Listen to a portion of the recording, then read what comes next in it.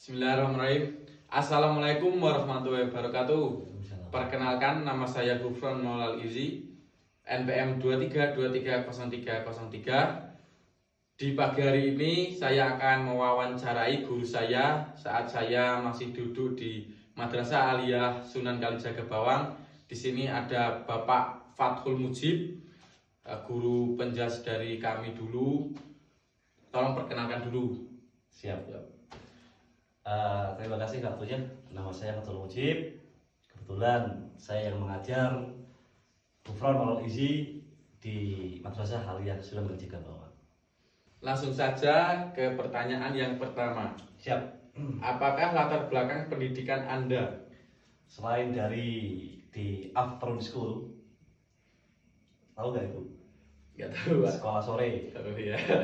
Kita belajar setelah SD, SMP, SMA, melanjutkan di universitas.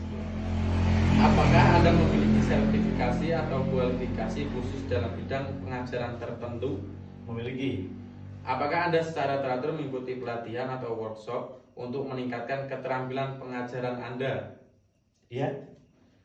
Bagaimana Anda mendefinisikan gaya pengajaran Anda? Gaya pengajaran kami sangat simpel, dengan approach pendekatan dengan siswa secara berangsur dan secara mudah. Apa strategi yang Anda terapkan untuk memastikan bahwa setiap siswa memahami materi pelajaran?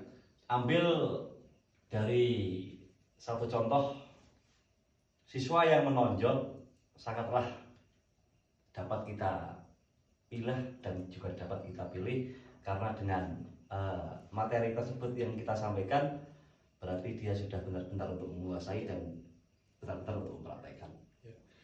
Bagaimana Anda menyesuaikan pendekatan pengajaran Anda untuk siswa dengan gaya belajar yang berbeda?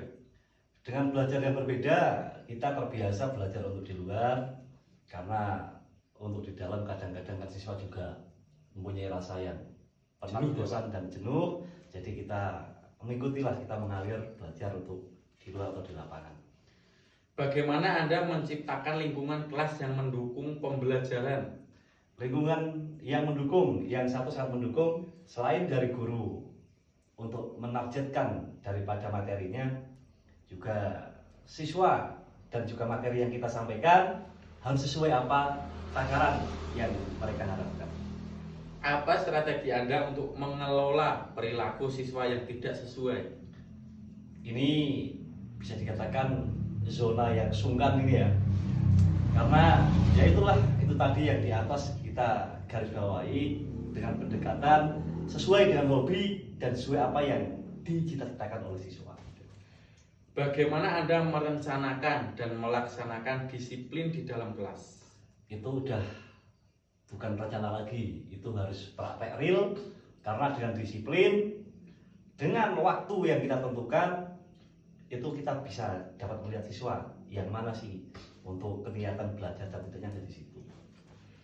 Bagaimana Anda berkolaborasi dengan rekan guru dan staf di sekolah? Kita saling komunikasi, sudah membantu baik dari grup WhatsApp atau dari media yang lain. Yang jelas kita saling komunikasi, yang jelas kita saling sharing untuk menentukan bagaimana sikap dan selanjutnya dan bagaimana program selanjutnya seperti itu. Apa pendekatan Anda dalam berkomunikasi dengan orang tua siswa? Nah, kembalikan lagi, kita juga punya grup WhatsApp untuk wali murid dengan wali kelas. Jadi selain belajar di sekolahan, kita dapat mengkomunikasikan dengan orang tua melewati mobil ponsel atau kita silaturahim ke rumah masing-masing siswa seperti itu. Bagaimana Anda menangani konflik atau tantangan komunikasi dengan orang tua atau rekan kerja? Itu konflik tersebut, ya kalau kita katakan dengan kapasitas yang tidak begitu rawan dan tidak begitu dalam, kalau kita bisa selesaikan ya kita selesaikan dengan guru atau dengan murid langsung. Tapi kalau udah berat, langsung kita komunikasi dengan kepala sekolah, guru yang lain, atau dengan lembaga yang lain di sekolah tersebut. Bagaimana Anda menilai kemajuan siswa dalam kelas Anda? kemajuan siswa dalam kelas. Satu contoh sekarang sudah ada yang namanya kelas meeting, ada yang namanya por seni dan pekan olahraga yang lain. Itu nanti bakat itu akan muncul ketika mau ada event, ketika ada acara pasti dia muncul sendiri tanpa kita paksa dan tanpa kita kita kasih masukan ini harus mereka yang datang sendiri. Ya. Seperti itu.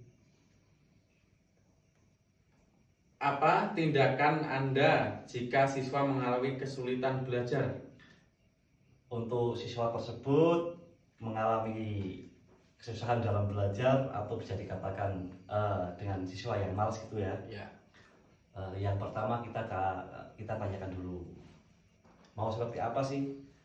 Langkah apa sih? Yang paling yang ketiga, poin terakhir ketiga, kita tanyakan maunya seperti apa, harus pakai cara yang bagaimana, dan harus dengan siapa. Itu mungkin dengan cara itu dia akan menjawab. Bagaimana Anda melibatkan siswa dalam proses penilaian dan pemantauan kemajuan mereka?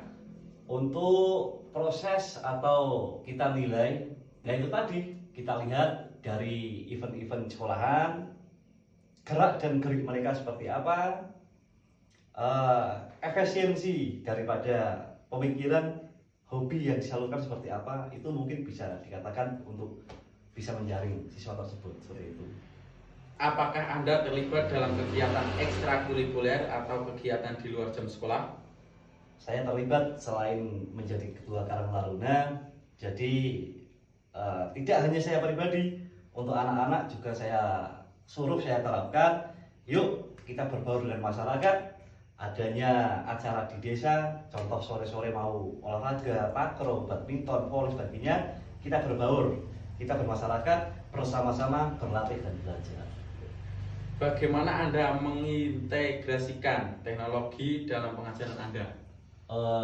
Dalam mengikuti tersebut, kalau saya pribadi untuk mengaplikasikan secara online, kita harus tahu materi atau memilih alat yang tepat itu mengaplikasikan dengan mengedukasi dalam platform, tentunya sesuai dengan apa yang diharapkan dari sekolahan, bahkan baik dari negara Republik Indonesia.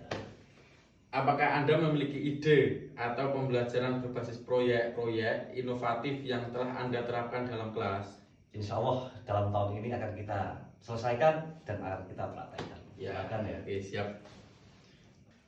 Ke pertanyaan selanjutnya tentang kurikulum merdeka. Apa pemahaman Anda tentang konsep kurikulum merdeka? Dalam konsep tersebut jadi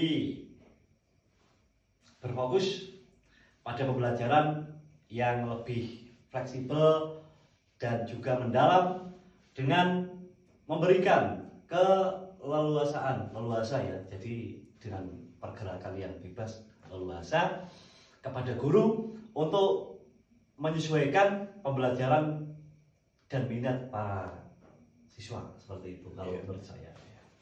Selanjutnya, Siap. bagaimana Anda menerapkan fleksibilitas kurikulum untuk menyesuaikan kebutuhan dan minat siswa di kelas?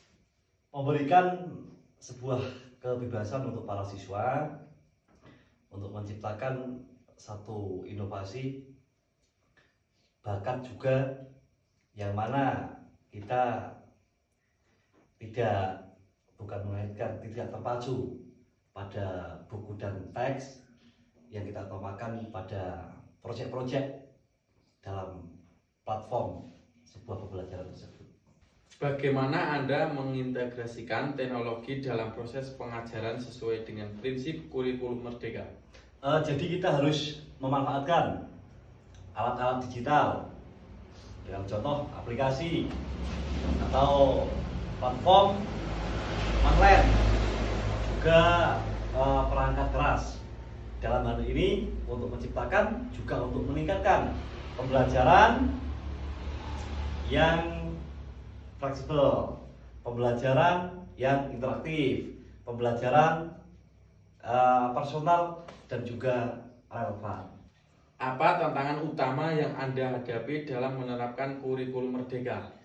Karena ini baru, Jadi untuk guru harus keluar dari zona nyaman, karena diwajibkan harus ekstra, mempunyai mengikuti inovasi, tantangan yang mana dengan standar yang ada.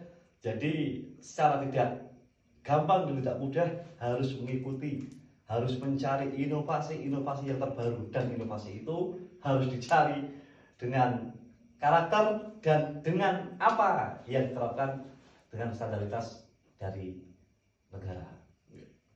Bagaimana Anda mendorong partisipasi aktif siswa dalam proses pembelajaran sesuai dengan semangat kurikulum Merdeka? Sesuai dengan standar yang telah disampaikan, jadi semangatnya kita harus mengimbangi dalam bentuk digitalisasi platform maupun dalam zona-zona online, sesuai dengan inovasi, sesuai dengan kreativitas untuk pada para siswa. Untuk pertanyaan yang terakhir, bagaimana Anda melibatkan orang tua dalam mendukung implementasi kurikulum Merdeka? Nah, ini karena semua kita berada pada posisi titik yang sangat begitu akan adanya online.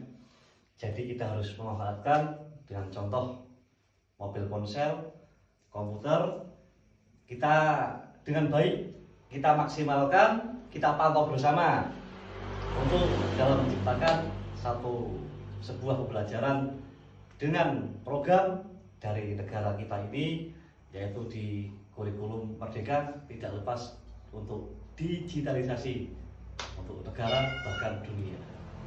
Oke, terima kasih untuk kesempatan pada pagi hari ini. Ya.